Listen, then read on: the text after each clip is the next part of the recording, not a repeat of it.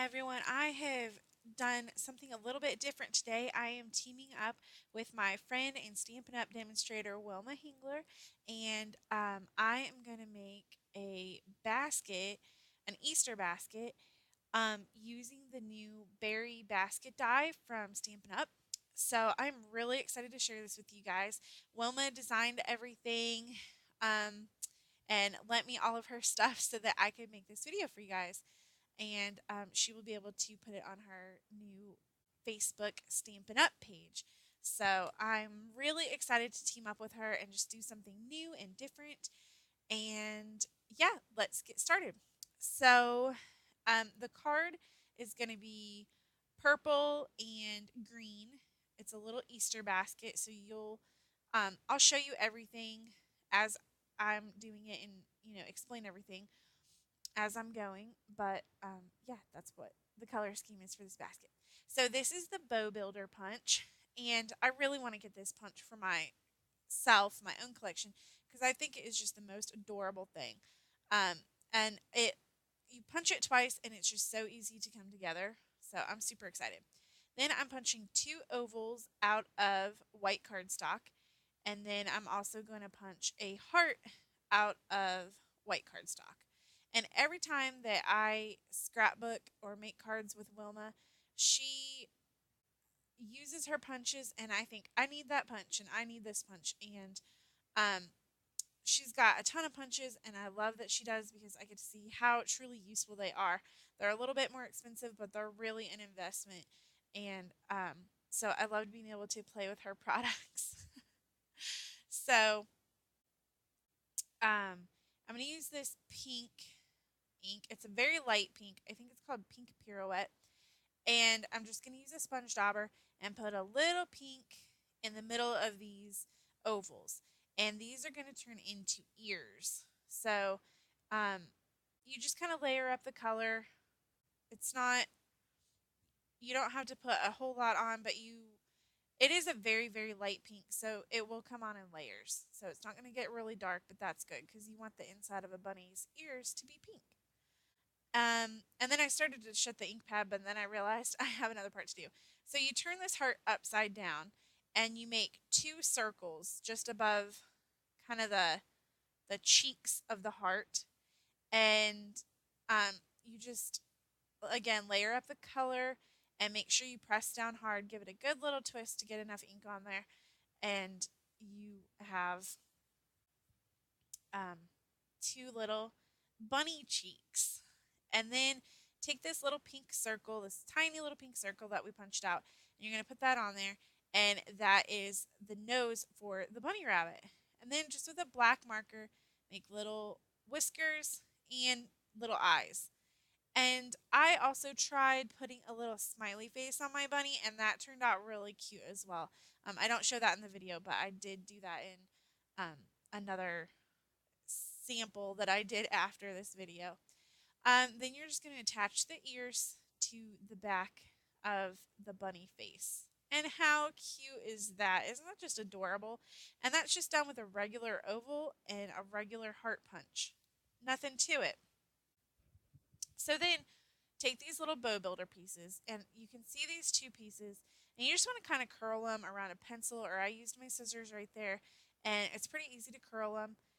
And you're going to use a glue dot, and you're going to glue it together.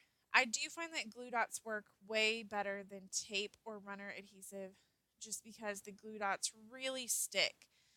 They just work really well. So then you're going to take another glue dot, and you're going to put these two pieces together just like that. So you can already see it's making a little bow shape, and you could stop right there if you wanted to. You don't have to go any further unless you particularly wanted to. Then you're going to take one of these little strips, and you're going to wrap it around and fold it over in the back.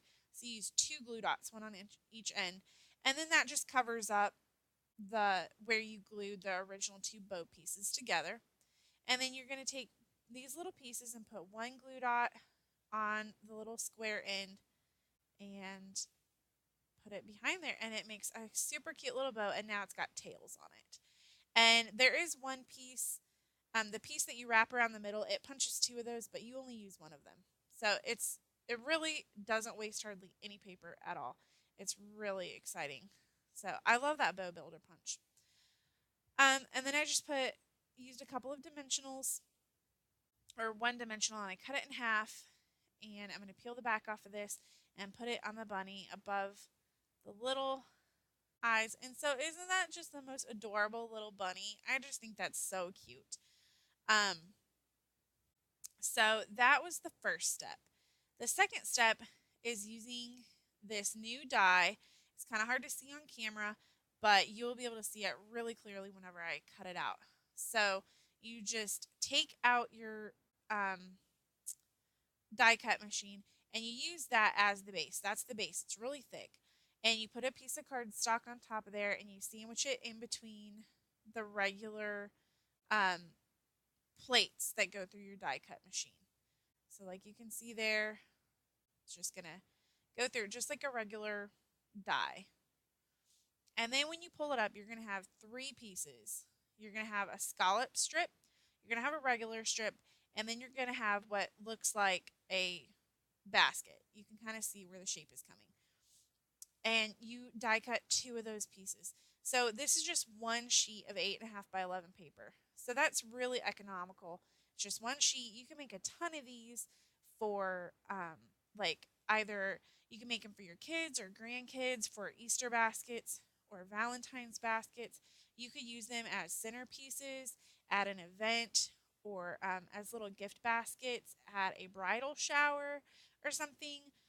I just think there's all sorts of cute ways that you could dress up this basket. And the easy part is like you can make it in any color. As long as you can find cardstock or patterned paper, you're set. You can make it in any color. So the one thing about this berry basket though is that you definitely want to use the score tape or the red line tape. I know it's also called.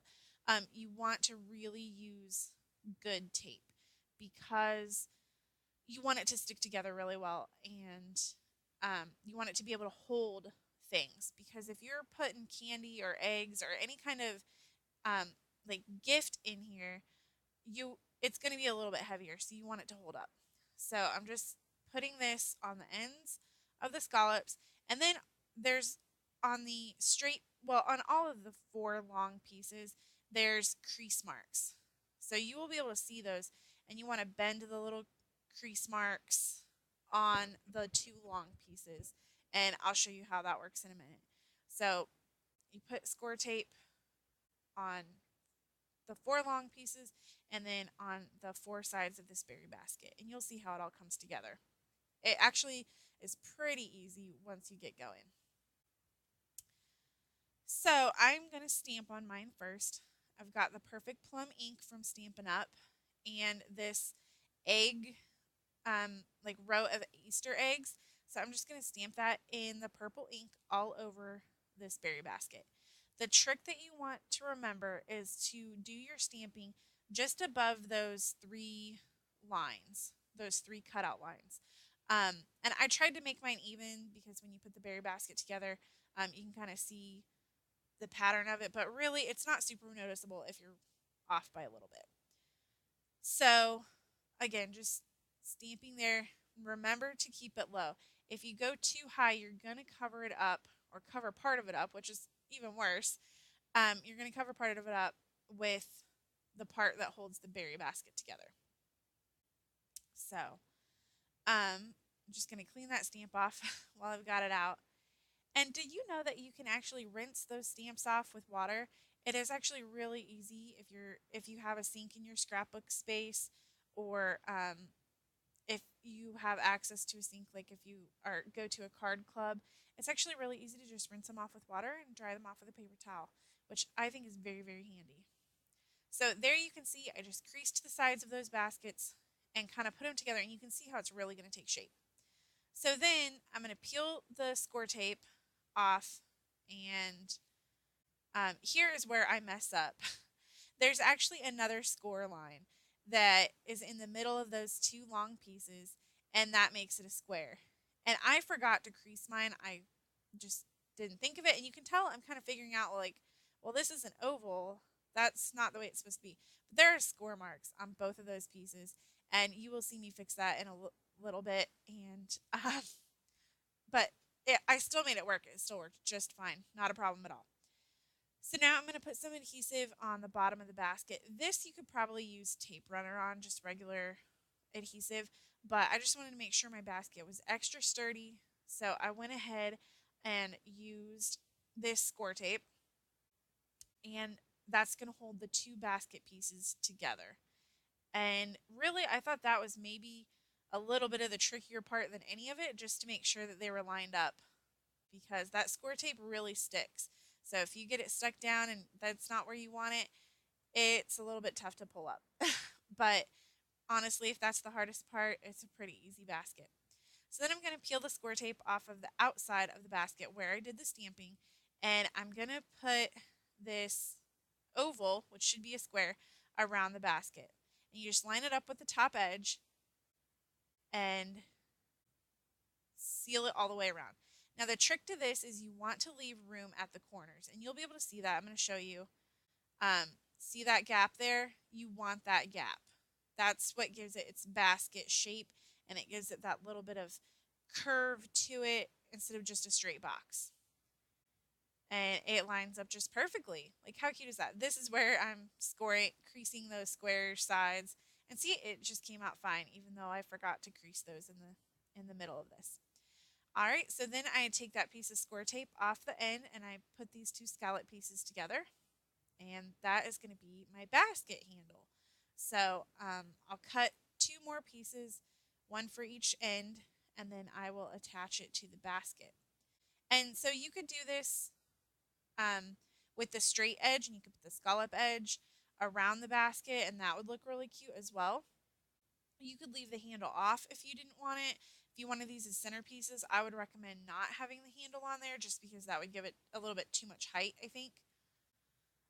But either way, I think it's super cute. I just love this. Then I'm taking some purple ribbon, and I'm just putting it along the edge here, just to kind of decorate the basket. And if you would use the scallop edge um, to put the basket together and use the straight edge for your handle, you could skip the ribbon. I mean, this really finishes it off and ties in that purple stamping that we did with that Easter egg stamp set. So then I'm just going to cut the ribbon off. And I just used regular tape adhesive, and it came out really nicely. And I did leave a little gap at the beginning of my ribbon so that I could overlap the ribbon at the end. And then I'm going to end up putting the bunny over it, so you're not going to be able to see the overlap on the basket at all, where the ribbon is.